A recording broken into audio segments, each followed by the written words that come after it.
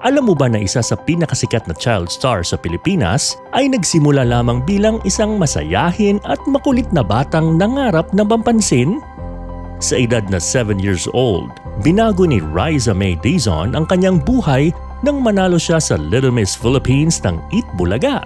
At mula noon, tuloy-tuloy na ang kanyang pagangat bilang TV host, actress at isa sa pinakamamahal na personalidad sa Philippine entertainment. Alamin natin ang nakakabilib na journey ni Riza May Dizon mula sa simpleng batang nanggaling sa Pampanga hanggang sa pagiging household name sa buong bansa.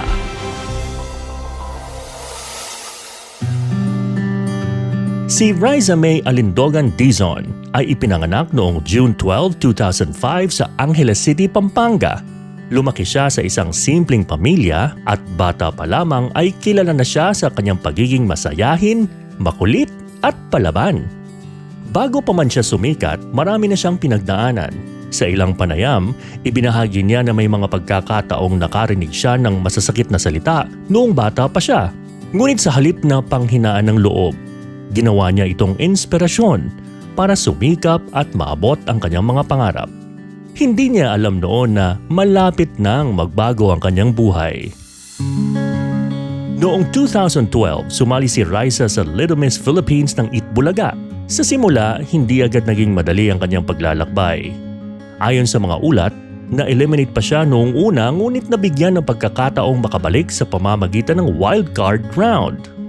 At doon niya ipinakita ang kanyang kakaibang personalidad at natural na talento sa pagpapatawa. Kalaunan, siya ang tinanghal na grand winner ng Little Miss Philippines 2012. Mabilis siyang minahal ng mga manonood dahil sa kanyang pagiging totoo, nakakatawa at adorable na personalidad.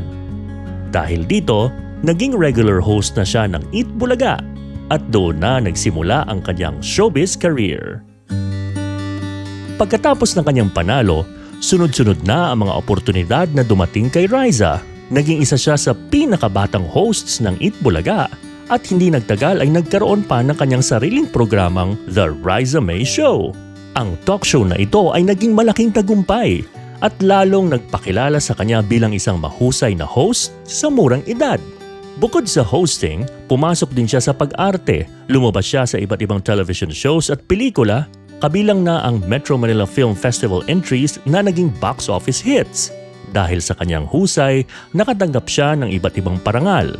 Kabilang ang Aliw Awards, Metro Manila Film Festival Awards, at Box Office Entertainment Awards. Hindi rin naging perpekto ang kanyang journey. Sa isang panayam, ibinahagi ni Riza na may panahon na muntik na siyang mawalan ng pwesto sa Eat Bulaga dahil may ibang batang nais ipalit sa kanya. Sa kabila nito, nananatili siyang matatag at ipinagpatuloy ang kanyang trabaho. Habang lumalaki siya sa harap ng publiko, natutunan niyang harapin ng pressure, criticism at mga pagbabago sa kanyang buhay bilang isang celebrity. Isa ito sa dahilan kung bakit maraming tao ang humahanga sa kanya. Hindi lamang sa kanyang talento, kundi dahil sa kanyang katatagan at pagiging grounded. Sa kabila ng kanyang busy schedule sa showbiz, hindi pinabayaan ni Riza ang kanyang pag-aaral. Natapos niya ang elementary at junior high school ng may mga academic achievements at noong 2025 ay nagtapos siya ng senior high school sa Far Eastern University High School. Marami ang humanga sa kanya dahil nagawa niyang pagsabayin ang edukasyon at showbiz career. Ngayon, patuloy siyang napapanood sa telebisyon at aktibo rin sa kanyang YouTube channel kung saan ibinabahagi niya ang kanyang mga travel adventures, lifestyle content at personal experience sa kanyang mga fans. Mula sa batang sumali sa Little Miss Philippines hanggang sa pagiging isa sa pinakakilalang young TV personality sa bansa, tunay na kahanga-hanga ang naging paglakbay ni Riza May Dizon. Ang kanyang kwento ay patunay na hindi hadlang ang simpleng simula. Kung may talento, sipag at determinasyon kang abutin ang inyong mga pangarap. Huwag kalimutang i-like, i-share at mag-subscribe para sa mas marami pang inspiring stories ng inyong mga iniidolong celebrities at sikat na personalidad.